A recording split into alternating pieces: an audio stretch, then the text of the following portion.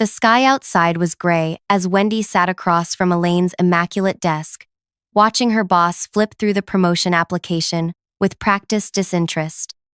5 years of sacrificed weekends, missed family dinners, and endless overtime hours condensed into a 20-page portfolio that Elaine barely glanced at before setting it aside. "I appreciate your enthusiasm," Elaine said, adjusting her designer glasses, "but I've reviewed your application thoroughly, and while your work has been adequate, I don't believe you're qualified for senior management, perhaps in another year or two." Adequate. The word dropped between them like a stone. "I maintained the department's highest client satisfaction ratings. I personally saved the Lawford account when everyone else had written it off. I haven't taken a full weekend off in 3 years." But I only smiled and nodded, the practiced expression I'd perfected in corporate America. "I understand. Thank you for the feedback. I'm glad we're on the same page," Elaine replied, already checking her watch. "The Ellison proposal needs your attention today. They've requested additional metrics before signing." As I gathered my things, Elaine was already typing an email, my career disappointment already forgotten. I walked past the corner office that should have been mine, with its window view and glass door where my name belonged. In the parking garage, I sat in my car and stared at my reflection in the rearview mirror. The woman looking back at me wasn't sad or even angry. She looked calculating. I started the engine and made 2 decisions that would change everything. I would cancel my upcoming vacation, and I would stop writing my daily operational guides. No one at the office knew it yet, but their perfect system was about to crash without its invisible support beam. Before I tell you what happened next, you might be wondering why so many people feel stuck in careers where they're undervalued. If my story resonates with you, make sure to like and subscribe. I share a new career strategy every week that might just change your professional life. Now, back to what happened after that meeting. My name is Amelia Carlton, and until that meeting, I was the most reliable employee at Meridian Solutions. Not the most visible or the highest paid, but the one who kept everything running while others took credit. I'm methodical by nature, with an almost photographic memory for systems and processes. Growing up with 4 younger siblings taught me to solve problems before they exploded, a skill that transferred perfectly to corporate life. When I joined the company 5 years ago, I'd inherited a catastrophic mess. The previous team leader had departed abruptly after a disagreement with management, taking all procedural knowledge with them. No documentation, no transition notes, not even passwords to critical systems. The department was in chaos. Clients were threatening to leave, and nobody knew how to fix it. I spent 3 months reverse engineering every workflow, staying until midnight decoding spreadsheets and reconstructing client histories. I created detailed guides for every process, color-coded, indexed, and meticulously organized. My boss Elaine never bothered to learn these systems. Why would she when I handled everything so smoothly? "You're a natural problem solver," she'd say during my performance reviews, always followed by a modest raise that never matched my contributions. The company had recently landed a contract with Ellison Enterprises, a major client worth millions in annual revenue. I'd built that relationship from nothing, staying late to accommodate their overseas time zone and learning their industry thoroughly.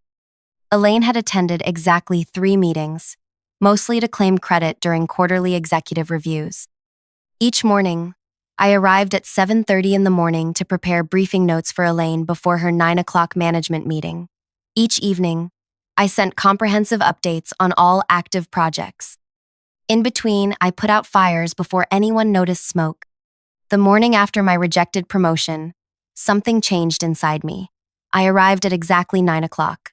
Not 7:30, not 8:45, exactly 9. I drafted no briefing notes. I answered emails directly addressed to me and ignored the rest. When a crisis erupted with a supplier, I directed it to the appropriate department instead of solving it myself as usual. By lunch, 3 people had stopped by my desk with confused expressions. "Amelia, did you see the thread about the Lawford scheduling conflict?" asked Peter from accounts. "Yes," I replied, continuing to type. He waited for more, shifting awkwardly when nothing came. "So, can you fix it like you usually do?" I looked up from my screen. That's actually under procurement scope. I forwarded it to Diane. His eyebrows rose slightly. But you always handle these things. I've been advised to focus more on my assigned responsibilities, I said with a small smile. I'm trying to demonstrate that I understand my proper place in the organization. By 5 p.m., I packed up my belongings and left. No extra hours, no taking work home. On my drive, I canceled the cabin reservation for my upcoming vacation, the first real break I'd planned in 3 years. Instead, I would be present for the system's inevitable collapse. That evening, my phone buzzed with work notifications. I silenced it and spent time with my daughter Elena, baking chocolate chip cookies, something I hadn't done in months. As we laughed over misshapen cookie dough, I felt a weight lifting from my shoulders. Mom, why are you home early? Elena asked, licking batter from a spoon. I paused, considering how to explain corporate politics to a 10-year-old. I decided my time was valuable, honey, and I wanted to spend more of it with you. She beamed. Can we do this tomorrow too? Absolutely, I promised, ignoring the phone vibrating insistently on the counter. By the next morning, cracks were showing at work. The Ellison client had requested urgent changes to their implementation plan, changes only I understood how to make. Elaine attempted to lead the response team but quickly became overwhelmed without my usual detailed briefings. Where are the process notes for the Ellison customizations? She demanded, appearing at my desk at 10:30. They're in the shared drive, I replied pleasantly. Under client implementations. I mentioned it in last month's department meeting. There are hundreds of files there. Which one specifically? I pulled up the folder on my screen. The master document is called Ellison Enterprise Integration, Complete Process Documentation. It's organized by module with tabbed sections. Elaine stared at the 200-page document with barely concealed horror. Can you just handle this directly? The client is waiting. I'd be happy to, I replied, but I have the quarterly compliance review this afternoon. I can get to Ellison first thing tomorrow morning. Her face tightened. This can't wait until tomorrow. I understand. Would you like me to reschedule the compliance review? It's due to the regulators by end of day. She left without answering, her heels clicking aggressively down the hallway. That evening, I turned off all work notifications and took Elena to the park. My personal phone remained silent beside me on the bench as I watched her on the swings, her laughter carrying across the playground. For the first time in years, I was fully present in my personal life. When we returned home, I checked my work phone once. 79 missed calls from various work numbers. Voicemails ranged from confused to desperate to furious. The Ellison team was threatening to pull their contract. 3 systems had developed unexpected issues, all documented in my guides, which nobody had bothered to read. The quarterly compliance report due to regulators was still incomplete. I set the phone down and slept better than I had in years.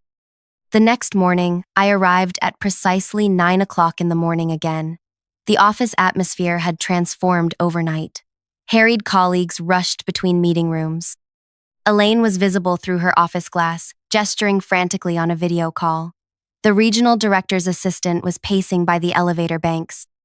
I settled at my desk and methodically organized my tasks for the day. Where have you been? Peter hissed, appearing beside me with wild eyes. Everything's falling apart. Elaine's been trying to reach you since yesterday afternoon. I left at 5 o'clock, I replied calmly. My work hours are 9 o'clock to 5 o'clock, as specified in my contract. But the Ellison crisis, what about it? His mouth opened and closed. They're threatening to walk. Nobody can figure out how to implement the changes they need. I nodded thoughtfully. That process requires special handling. It's all documented in the guide I created last year. Nobody can make sense of your documentation without you explaining it, he almost shouted.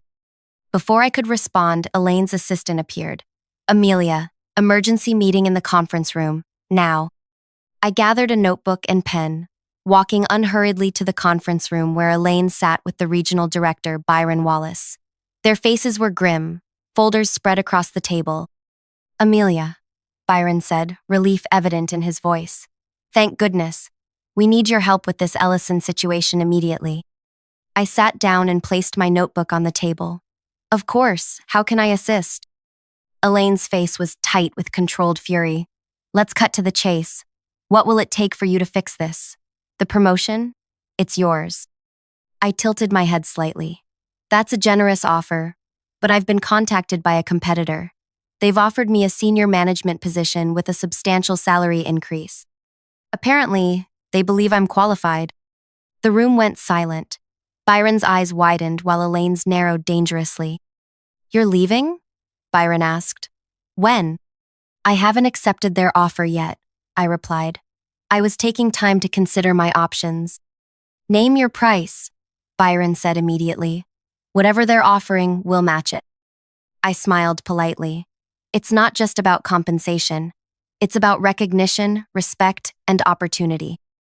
The Ellison client specifically asked for you by name, Elaine interjected. You can't possibly leave now. Interesting, I said. So did 4 others in the past month. I reached into my bag and placed a folder on the table. Here's my 2 weeks' notice. I'll help with the transition as my contract requires. Elaine reached for the folder, but Byron was faster. He opened it, scanned the contents, then closed it decisively. This won't be necessary, he said firmly. Amelia, I'd like to speak with you privately in my office. As I stood to follow him, Elaine remained seated, her knuckles white against the polished table. The company's response to my resignation was about to reveal exactly how much they had undervalued me all along, and what they were willing to do to keep me now that they understood my true worth. I followed Byron to his corner office, aware of the curious glances from colleagues as we passed. His space was minimalist, but impressive. Awards and industry recognitions lined one wall, while floor-to-ceiling windows offered a panoramic view of the city. He gestured for me to sit in the chair across from his desk. I've been watching your contributions for some time, Byron said, folding his hands on his desk, though apparently not closely enough. I remained silent, letting him continue. The situation with Elaine concerns me, he admitted. This is the first I'm hearing about your promotion being denied. Why didn't you come to me directly? Chain of command, I replied simply. Elaine is my supervisor. Going over her head would have been inappropriate. He nodded slowly. Admirable, but perhaps misguided in this case. Tell me honestly, what would it take to keep you here? I considered my words carefully. Recognition of my actual contributions, appropriate compensation, and a position where I can implement the strategies I've developed instead of just executing someone else's vision. Byron studied me for a long moment. I'm creating a new position, Director of Operational Systems, reporting directly to me. Double your current salary, full remote flexibility 3 days a week, and authority over departmental workflow design. The position is yours if you want it. I didn't respond immediately, which seemed to surprise him. Is that not sufficient? He asked. It's very generous, I acknowledged, but I need to be clear about something. I'm not using a competing offer as leverage. There really is another company waiting for my decision. Byron leaned back. What can they offer that we can't match or exceed? A fresh start, I said honestly. No history of being overlooked. No colleagues who see me as support staff rather than leadership. Fair point, he conceded. But consider this. You've built systems here that you understand intimately. You've cultivated client relationships that trust you. Starting over means rebuilding all of that from scratch. He was right, of course. 5 years of institutional knowledge wasn't easily replaced, but neither was the feeling of being consistently undervalued. I'll need some time to consider, I said finally. Of course, take the weekend, but I need an answer by Monday morning. He stood, signaling the end of our meeting. And Amelia? I'd appreciate if you could help stabilize the Ellison situation before you make any final decisions. I nodded. I'll handle Ellison personally today. When I returned to my desk, an email from Byron was already waiting, outlining the new position offer in writing. The salary figure made me blink twice. It was more than double what I currently earned. The job description could have been written specifically for my skill set. I was gathering materials for the Ellison call when Elaine appeared beside my desk, her expression carefully neutral. We need to talk, she said quietly. Not here. Lunch? I have the Ellison call at noon, I replied. After that then, my office at 2. I nodded, already turning my attention to the crisis at hand. The Ellison team was frustrated but relieved when I joined the call. Their demands were reasonable. They needed customizations that would normally take weeks implemented within days.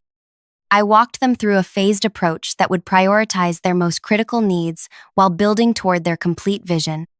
"This is exactly why we wanted to work with your company," their director said. "You understand our business needs, not just technical specifications." After the call, I documented the solution in clear steps and sent it to the implementation team with explicit instructions. Normally, I would have handled every aspect myself, but today I delegated appropriately, making myself available for questions, but not taking ownership of the execution. At 2 o'clock, I knocked on Elaine's door.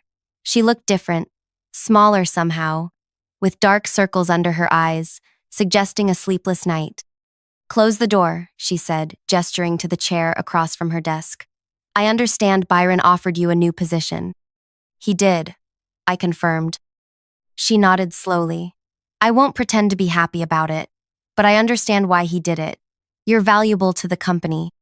I waited, sensing there was more. "I owe you an apology," she continued, the words seemingly difficult for her. "I've relied on your competence without appropriately acknowledging it or rewarding it." "May I ask you something?" I said, genuinely curious. "When you said I wasn't qualified for senior management, what specifically did you think I was lacking?" Elaine shifted uncomfortably. "You've always been more technical, the behind-the-scenes problem solver. Senior management requires visibility, presence, political savvy. In other words, I do the work while others take the spotlight." She had the grace to look embarrassed. "That's oversimplifying." "Is it?" I asked. "The Ellison contract who presented the winning strategy to the executive team." "I did, but based on the proposal I developed, the client retention initiative last quarter that saved 4 major accounts, who received the leadership award? That was a team effort. A team I led, coordinated, and created all materials for." I leaned forward slightly. "I'm not lacking qualifications, Elaine. I've simply allowed others to stand on my shoulders while remaining invisible." The silence between us stretched uncomfortably. "Are you taking Byron's offer?" she finally asked. "I haven't decided." "If you stay," she said carefully, "things will be different between us." "Yes," I agreed. "They will." The weekend gave me time to think clearly away from office politics. I took Elena to the Science Museum on Saturday, something I'd been promising for months, but never found time for. On Sunday, I called my sister for advice. "What does your gut tell you?" she asked after I explained the situation. "That I've outgrown the box they put me in," I replied. "But I'm not sure if Byron's offer changes that or just makes the box more comfortable." "Would you be reporting to Elaine in this new role?" "No, directly to Byron." "And what happens to Elaine?" It was a good question. Byron didn't say specifically, but reading between the lines, I think her position is being reconsidered. My sister was quiet for a moment. "So your options are to take a fresh start elsewhere, or accept a promotion that might result in your former boss being demoted?" Put that way, the choice felt different. "I don't want revenge against Elaine," I said slowly. "I just want recognition for my work." "Are you sure about that?" my sister challenged. "Because from what you've told me, part of you would enjoy seeing her face the consequences of underestimating you." Her words hit uncomfortably close to home. Was that what I wanted? To see Elaine humbled? To watch her realize how much she'd depended on me while simultaneously dismissing my contributions? By Monday morning, I had made my decision. I arrived early, 7:30 a.m., my old starting time, and went directly to Byron's office. His assistant wasn't at her desk yet, but his door was open. "You're early," he noted, looking up from his computer. "I wanted to give you my answer before the day gets busy," I explained, taking the seat across from him. "And? I'm accepting your offer with 2 conditions." His eyebrows rose slightly. "I'm listening." "First, I want to build my own team. Full hiring authority for 3 positions that I believe are essential." Byron nodded. "Reasonable? And the second?" "Elaine remains in her current position." This clearly surprised him. "After how she treated you? Why?" Because replacing her doesn't solve the structural problems in how the department functions, and because I don't want my first leadership act to be perceived as revenge. He studied me with new interest. That's unexpected and politically astute. I've learned a few things watching from the sidelines, I replied. Very well. Elaine stays, though her department will now coordinate through your office for operational matters. Thank you. No, Amelia, Byron said, extending his hand. Thank you for staying. The announcement will go out this morning. I suggest you prepare for quite a bit of reaction. He wasn't wrong. The company-wide email went out at 10 a.m., announcing my new position and outlining my expanded responsibilities. My inbox immediately flooded with congratulations, questions, and meeting requests. Peter stopped by my desk, looking somewhat sheepish. So, you'll be my boss now? Technically, yes, I confirmed. Is that going to be a problem? He shook his head quickly. No, it's great.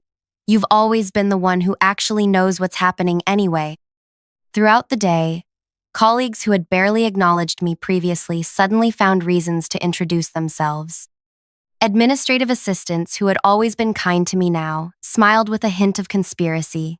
They understood better than anyone how invisible work kept the company running. Elaine avoided me until late afternoon, when she appeared at my desk with a folder. The quarterly strategy document, she said stiffly.